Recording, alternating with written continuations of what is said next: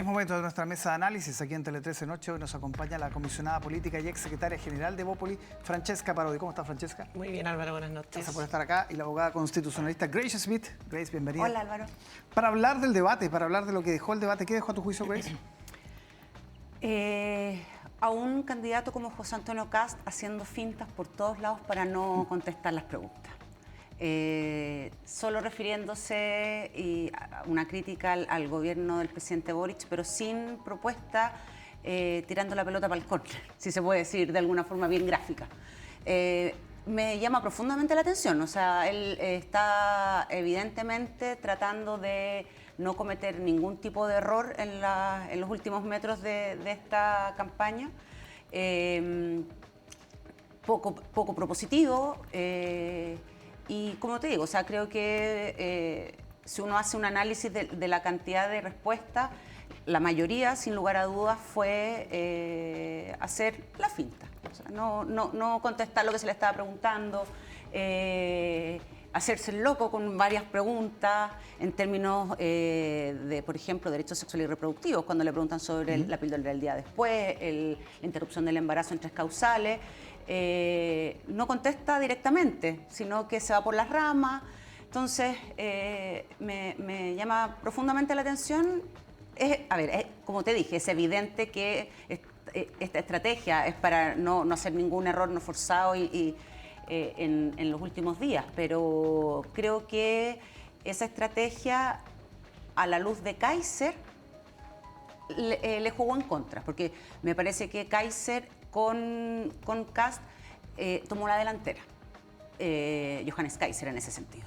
Se está cuidando mucho estos días Kast, pero creo que ayer en el debate Kaiser tomó un poco la delantera en la presentación, en la performance, digamos, de debate. Francesca, ¿cómo lo viste tú? Yo no creo que sea algo como que sorprenda lo que hace José Antonio Kast, creo que es algo que ha venido haciendo durante el último tiempo. Este supuesto llamado de gobierno de emergencia hace precisamente el hecho de justificar, entre comillas, poder evadir temas que efectivamente son más conflictivos para él, pensando en un electorado amplio y no únicamente, digamos, en la trinchera, digamos, de la derecha que representa José Antonio. Yo creo que eso es algo que responde a una estrategia que viene más que planificada. Creo que es muy diferente a lo que se hizo la vez pasada. Y creo que eso, de alguna manera, lo que busca es no perder por ningún lado y aprovecharse de alguna manera de las encuestas que de alguna manera lo situarían ya eventualmente en una segunda vuelta. Me parece un debate poco sincero, por cierto, porque creo que un gobierno no es un gobierno de emergencia, sino que es un gobierno amplio que tiene que tomar todas las temáticas, obviamente las más urgentes, pero no dejar de lado otras discusiones. Y eso también creo que responde también a lo que ha venido haciendo las últimas semanas, donde se ha ido restando. Recordemos que José Antonio fue bien crítico con Janet Jara cuando se restaba, por ejemplo, de los foros, digamos, que habían en las diferentes regiones sectoriales, pero sin embargo él no tuvo ningún empacho en bajarse de aquellos programas de televisión que de alguna manera generan otra dinámica donde los periodistas pueden contrapreguntar hasta lograr que el candidato por lo menos conteste, profundizando. Y profundizando en las diferentes propuestas. Yo creo que el debate de ayer, Álvaro, para sintetizar, es otra prueba más, o sea, otra exposición más de los candidatos donde vi pocas cosas nuevas. Creo que Evelyn Matei, que es mi candidata, y se sabe, pero creo que se ha mantenido sólida en una línea. Me gusta que en Plaza José Antonio Kast, creo que se debería haber hecho incluso un poco antes esa diferenciación de candidatura, que hubiera demostrado también la nitidez que tiene el proyecto, en este caso de Evelyn Matei, justo a todos los equipos que trabaja con respecto a un llanero solitario que me parece más un José Antonio Kast. Pero sin embargo, creo que estas cosas todavía mueven la aguja y el partido se cierra el domingo a las 6 de la tarde. ¿Mueve la aguja?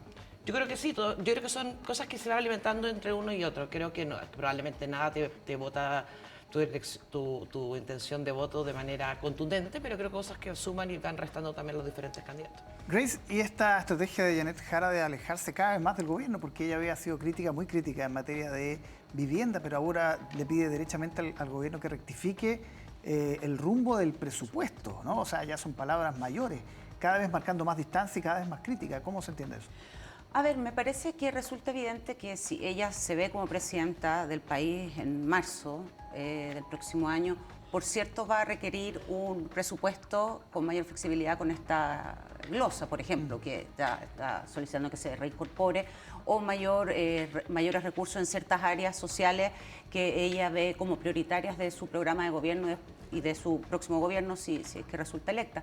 Por lo tanto, a mí me parece yo no lo veo como tan alarmante esto que es el desmarque. Yo creo que no es desmarque, porque ella resalta que fue parte del gobierno en que ella impulsó la reforma al sistema previsional, que se llegaron a los acuerdos necesarios para cambiar, digamos, y modificar el sistema, pero por cierto hace crítica legítima y tratar de instalar, digamos, esta diferenciación, pero no negando donde participó, digamos, como ministra de Estado, no negando, sino que diferenciándose en otras propuestas, por cierto. Y lo que a mí me llama la atención, sí, por ejemplo, del comando de Evelyn Matei, que nunca dieron, creo que en el clavo respecto a quién era su competencia directa, que no era Janet Jara, era José Antonio Kast, porque José Antonio Kast estaba tratando de demostrarse mucho más, no tan extremo, y diferenciándose de Kaiser, girando un poco más hacia el centro en el discurso, creo solamente en el discurso, y por lo tanto ese electorado era de Evelyn Matei, y fue José Antonio Kast el que lo sedujo, digamos. Sí, es creíble lo de Janet Jara, que probablemente todos los analistas coinciden que se va a acentuar de cara a la segunda vuelta, esto de diferenciarse del gobierno. No, yo no le creo. Así como no le creo a José Antonio Kast que se haya centrado tampoco. Creo que por eso te digo solo en el discurso. No, pero me pasa lo mismo con Janet Jara. No, directamente no le creo. Creo que esto es una estrategia más bien electoral. Creo que hoy día ser amigo del gobierno no es popular, digamos, a nivel de ciudadanía. Y la verdad es que si efectivamente Janet Jara estuviera tan en desacuerdo con el propio gobierno, yo creo que tuvo muchas instancias para poder también expresar dentro del propio Consejo de Ministros. Entonces, siento que esto, a la misma forma que Grace no le cree a José Antonio Kast, que comparto, yo no le creo a Janet Jara. Creo que efectivamente esto es una estrategia, esto de que se iba a sacar la mochila al comunismo, que después no se la va a sacar, que se la saca después. Creo que finalmente habla de una Janet Jara que sabe que tiene muchos flancos, y creo que ayer, si hubo un perdedor en el debate, creo que fue el propio gobierno del presidente Boric, más allá que algún candidato en concreto. Hoy día hablaba con el ministro Elizalde, yo lo notaba, se lo dije, bien molesto, porque en el fondo, ¿quién defiende al gobierno en los debates? Es que yo creo que no hay que perder la brújula en eso, Álvaro. Yo creo que esto no se puede transformar en una evaluación al gobierno de turno. O sea, esto tiene que ver con un proyecto a largo plazo, tiene que ver con un proyecto de gobierno de 4 años, que empiezan en marzo del próximo año. Yo creo que no es bueno tratar de encasillar esta elección como una medición al gobierno, por ningún motivo. Insisto, o sea, Janet Jara fue ministra del presidente Boric, realizó un trabajo impecable como ministra, pero claro, ella legítimamente tiene sus críticas. De hecho, ella ayer mismo, con el tema de interrupción del embarazo, ella dijo, nosotros con la democracia cristiana tenemos desacuerdos, tenemos visiones a lo mejor distintas, pero vamos a tener que confluir en un acuerdo, vamos a tener que dialogar, etcétera. Entonces, me pasa que en ese sentido es muy legítimo que una candidata presidencial del sector que sea, oficialista en este caso del sector del presidente Gabriel Boric, pueda criticar al gobierno de turno, y sobre todo en términos presupuestarios, porque obviamente es el abanico de posibilidades que ella va a poder ejercer el próximo año en caso de ser, claro, en caso de ser presidenta. Y Evelyn Matei, que muchos esperaban, Fran, que saliera derechamente a morder a José Antonio Kast, tuvo frase, lo del vidrio, no esconderse detrás del vidrio, pero en general no fue un emplazamiento permanente durante todo el debate. Uno podría haber esperado que fuera más agresiva. Se está cuidando para la segunda vuelta cuando se forme este comando unitario que mencionaba el diputado Diego Chalper.